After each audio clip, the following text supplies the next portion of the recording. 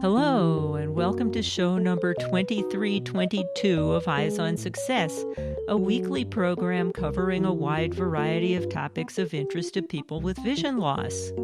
I'm Nancy Torpey. And I'm Pete Torpey.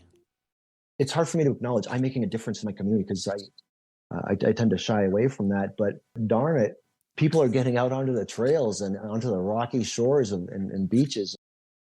And last week we talked with our guest about how that's actually done with his all-terrain cane and some of the clothing he made for the blind. This week, we'll talk about the nuts and bolts of starting your own business and some of the joys and frustrations associated with that.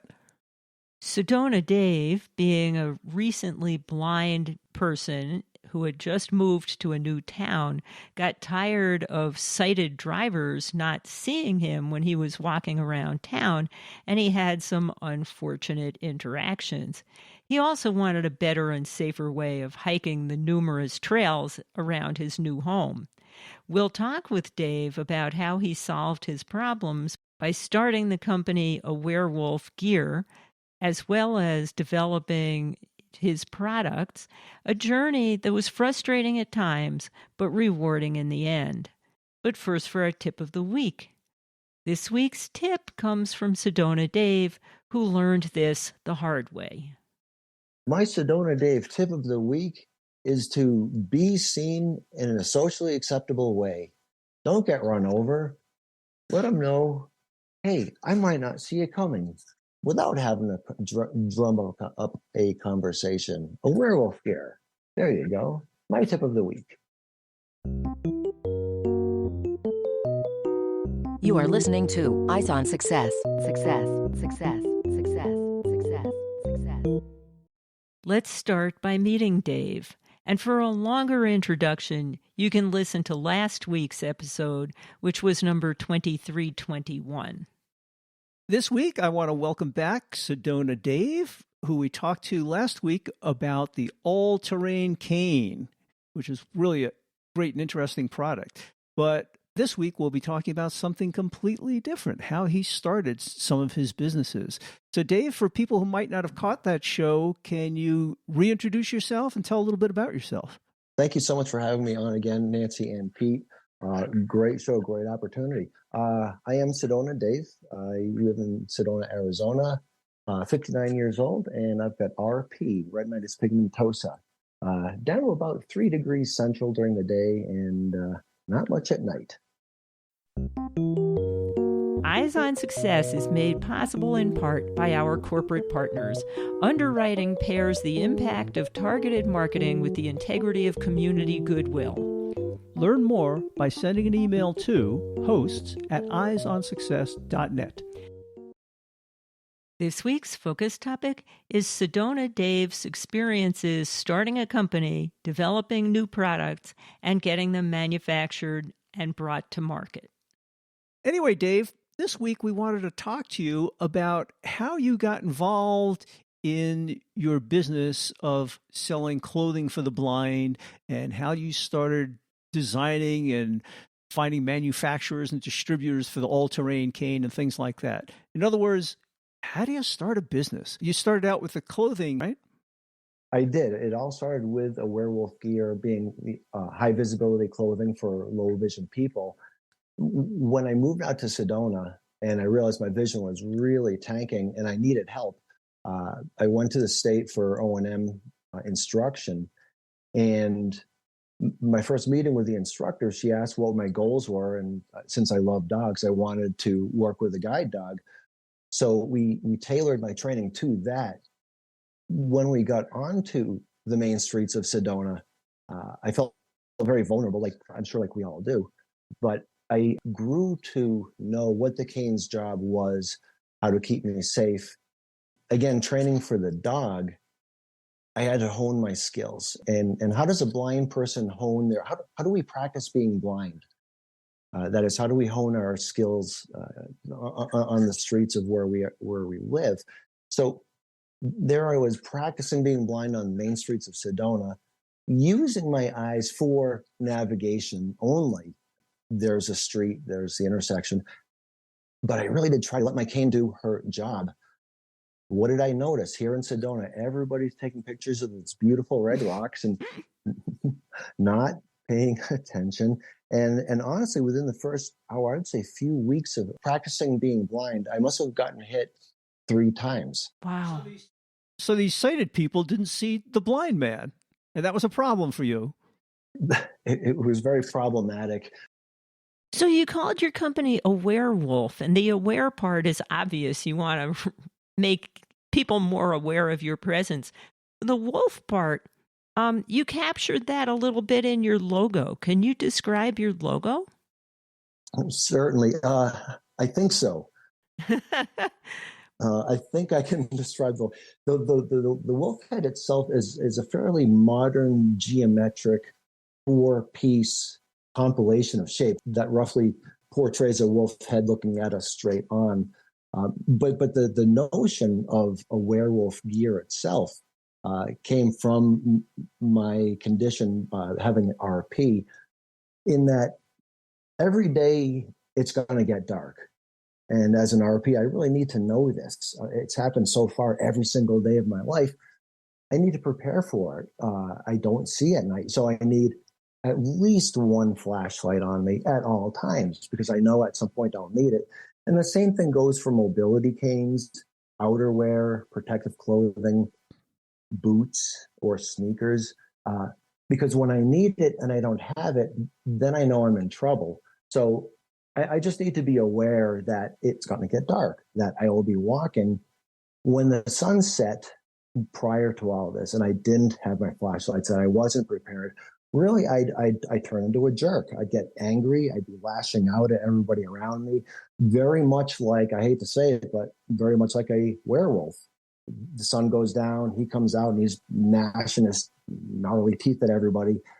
I do the same thing until I became aware that, hey, guess what? The sun's going down. What a surprise. Pause not. And when it became aware, I wasn't turning into a jerk anymore. I was now an Awarewolf as opposed to being a werewolf. Well, for anybody who hasn't been to Sedona, and I highly recommend you go there, although that's going to exacerbate Dave's problem, it's beautiful. It's gorgeous. It's surrounded by red rocks, which are this beautiful shade of reddish rock. And it's not a big town. There aren't a lot of people who live there, but there are a whole lot of tourists all the time. And like Dave said, they're always gawking at the gorgeous scenery. And I could imagine it's a tough place to navigate if you can't see. It is. It really is. It was very frustrating that after that third strike in the parking lot, I threw my hands up and I said, what else does a blind guy have to do to keep safe around here? And, kicking that pebble, that started that avalanche of Awarewolf Gear. And in my sighted days, I was a surveyor in Boston. And of course, we had to have the bright clothing, the reflective and the hard hats and safety vests and everything. I needed something like that to draw attention to people that basically screamed, hey, here I am, without looking like a traffic cone. Because just bright green or bright orange doesn't say anything other than don't run me over. It gives no indication that I might not see. And you might not notice that when we crash into each other at an intersection. So I needed to come up with a solution of something with high contrast and bright colors in a socially acceptable way.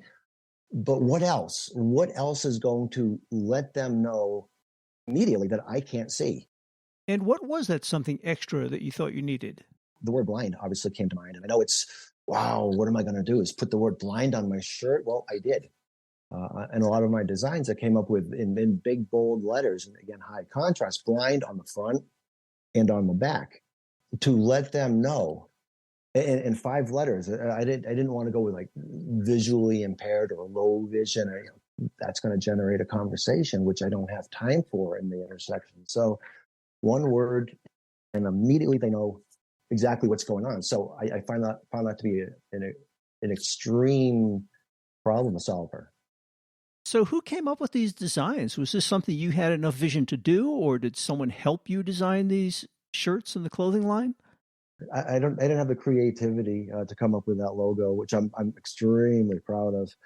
When I met up with my partner, Barry Asman in Baltimore, we discussed roughly what the shirt can look like, what colors, designs, and then the logo. We needed to come up with a logo. And we actually farmed that out to a graphic designer out in California who presented us with 3 different designs. And there was no discussion. We were just glued to this wolf head. And when she described the meaning behind it, the opening of doors and the light shining through.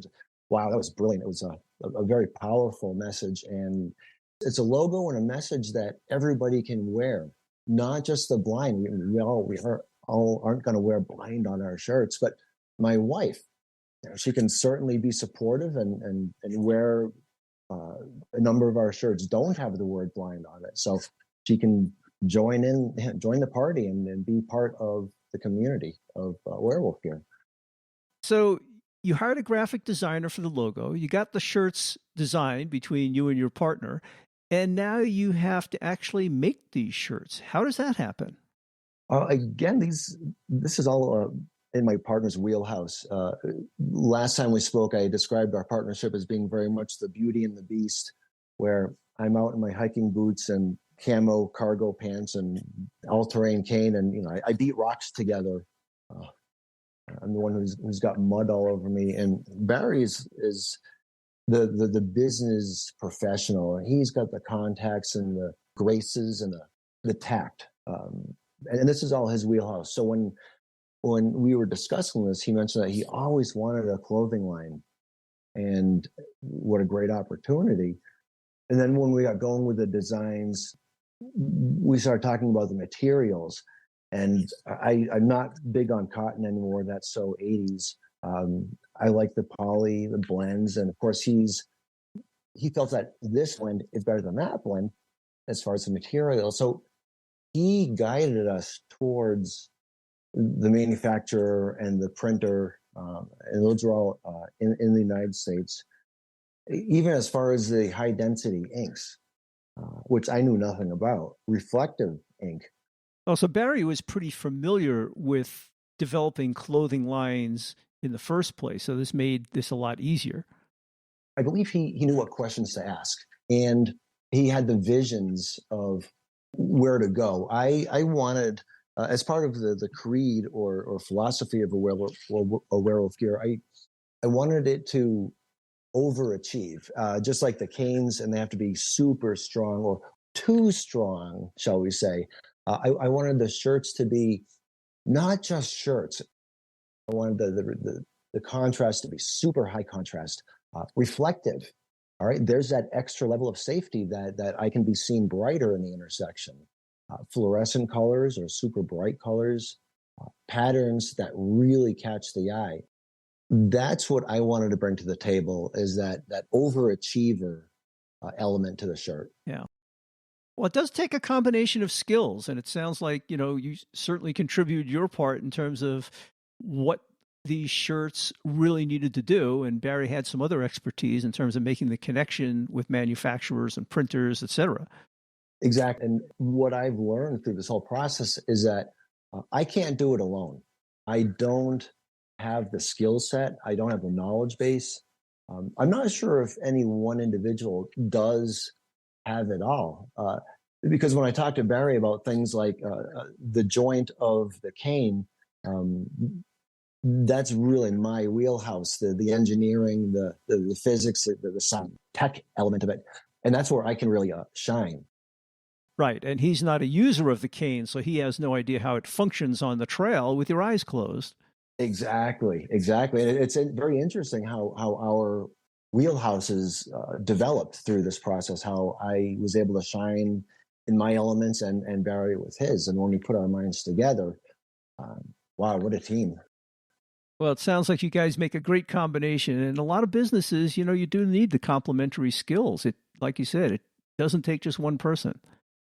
Right. And again, I could not have done it without him. He's an amazing individual. I'm very proud of him, and he crushes it on a daily basis. You talk about yourself and Barry having your own wheelhouses and yet working together well as a team. Yes. How big of a staff does Awarewolf Gear have? Or is everything else contracted out? I would say yes. We do have a fulfillment department. It really is Barry and myself. Manufacturer is overseas. We've got a factory rep. And then we've got my wife for emotional support. Yeah, it's not very big. It's a really small crew. But yeah, I mentioned my wife, more or less tongue in cheek, but I couldn't do it without her as another crucial partner. She's there for me to support, to bounce ideas off. And if I have a great idea for a shirt, I will run it by her, and she will definitely give me her honest opinion on it. So, not a big crew. Now, I can imagine with shirts, lots of people might be able to print shirts and have a printing press. But when you're developing hardware like a cane that isn't exactly like some other cane, it must involve some investment up front to get parts and test different designs. How did all that work? That was a process. That was a big. I sat back in my chair, rolled my head back, and said, "Wow, that was a process." I started out with 2 prototypes. When my focus shifted to, I want to get this onto the market for other blind people, I had to solve a number of issues. And that's where the factory and I started working hand in hand, where I sent them the 3rd prototype and I said, let's work on this. Let's build this. So they tooled up what they needed to do to send the first factory prototype back. And it was a nice rough draft, but it was rough and it needed a lot of work. So sent the comments back to the factory with pictures and descriptions and all. And then they came back with a second prototype. Okay, that was a lot better, but what's not working on this? And this happened actually 6 times until we came to where we are today, is the Mark III, the second round of production. How many people did you have testing out the prototypes? Me. Wow. Yeah, just me. I did get to be my own crash test dummy. Now, the factory did do their testing, what they can do, making sure that the parts are correct and that they fit correctly. But when it came to actually testing the tips, the strength, the lateral strength, how it handles on the trails, how to adjust the grip, all that was done by me, because I really felt that it's my baby. I know exactly what I need of it and what's meeting my needs and what's not meeting my needs. I was skeptical at first about using a round ball when vertically loading, for example. So this is where I took it out on trail. This is what I need to do. Nope, it works. And I crossed that worry off my list. So I'm kind of interested in how you engage overseas partners so easily to do something like that, because this is a lot of work on their part, and it's not like you can guarantee a certain number of sales and a production line number up front. How does all that work? Were they just willing to do this gratis, or is there a big upfront investment needed to do that? Well, there was a fairly substantial upfront investment. When we decided all the final parts, grips, all the final pieces, we had to commit to the factory to build the molds. Oh, and the molds are expensive. Molds are expensive, right. But we needed them, and not all molds that we had bought were ultimately used in the final process. But I'd say that part of it. It's part trial and error. I spent a lot of money on a number of molds that have been melted down, let's say. Yeah, that must have been very frustrating. And it was a bit frustrating, and it took an awful lot of time. I'd say about a year. Because of COVID, we couldn't fly over there and work with the people. If we could have done that, it would have been on the market a year earlier. But this back and forth, testing the parts and redesigning parts, it took time, T&M, time and money. But ultimately, we crossed the finish line. And this is where my wife really excelled. That there were nights where I was just at the end of my rope and I was just really frustrated and ready to say, you know what, I'm done. And she was right there with me and for me and saying, you know what, no, let's see this through. So Not always easy. A lot of difficult decisions, a lot of perseverance, and keeping the. It sounds so corny, but the eyes on the prize. That's so cliche, but keeping in mind that I want others to be hiking with me, and that really was my motivators. I'm tired of being the only blind guy on the beach or on the trails. So I want to see more of these canes in front and in back of me on the trails. So that was my motivator to see it through. Well, it's great that really worked out for you. I think people underestimate the difficulty and the trials and tribulations of being an entrepreneur. As you say, there's a lot of work, takes a lot of time, there are a lot of frustrations and a substantial investment to get things off the ground. Yes, I looked up the definition of entrepreneur, and right in the definition, there's a big word of risk, financial risk, and that's part of it. We really do have to be willing to put a lot of resources on the line. A good friend of mine, a blind skateboarder, Justin Bishop, he's a real inspiration. He always says that if I quit, that's when I fail. Uh, if I this part failed, I quit and throw the cane over my shoulder and say I'm done. Well, guess what? Now I failed. Now the project is no more. So keep going, man. Don't quit. Just persevere. Another mentor of mine has an expression. Doesn't matter how far down the road you are. If you're on the wrong road, turn around. I love it. That's important. You talk about the financial investment and the risk. Did you have to round up investors, or was this all personally funded? Bottom line is that no, it was all personally funded. This was, I guess, a bootstrap or shoestring, whatever those expressions are. I did seek funding, and my sources were at first willing and excited and enthusiastic, but when the rubber met the road, it wasn't there. And again, I was like, well, now what do I do? Do I forget about it? It's so much easier to walk away now than to do what I had to do. And that was to liquidate some resources and watch the accounts go down and watch that credit card go up. And I still have a substantial credit card bill that I'm just dying to chip away at. But again, this is what I had to be willing to do. And I guess you must breathe somewhat of a sigh of relief now that you finally got the manufacturing lines up and running for the clothing line and the all-terrain cane. Are things running a little bit smoother now and you can be a little bit less hands-on? I love being hands-on. I always want to be hands-on. But my concerns, my worries, the things that keep me up at night have shifted.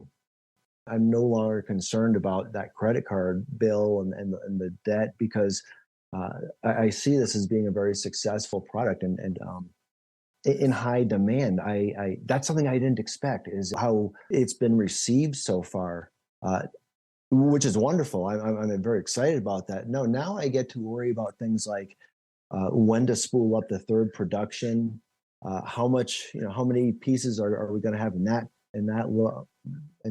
shipment, the timing of all. What we want to do is get going on a monthly production schedule.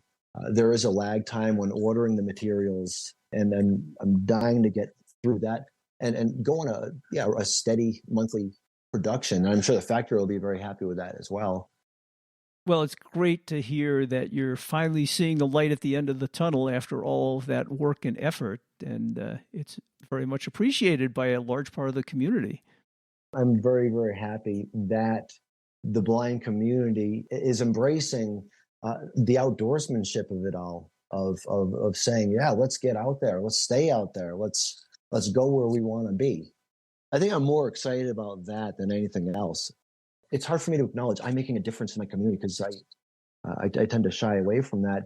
But darn it, people are getting out onto the trails and onto the rocky shores and beaches. And I was just talking to somebody yesterday about he does some ministry work out in East Africa, and I just again roll my head back and say, my God, what have I done? What do I continue to do? And how awesome that somebody going to those extreme areas of the world can now depend on a cane that's going to get them there and not break, and I get to be a part of that.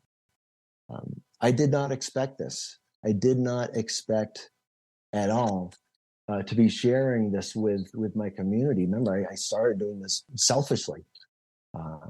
Everything that we're talking about is just gravy. Is just to hear the excitement of everybody else. I'm over the moon. That's got to be very gratifying.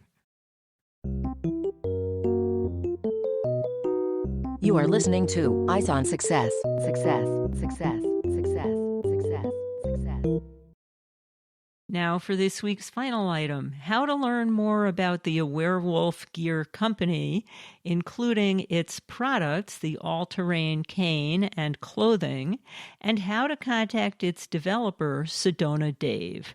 You can start by listening to last week's show in which we highlighted the all-terrain cane, including Pete's experiences trying it out.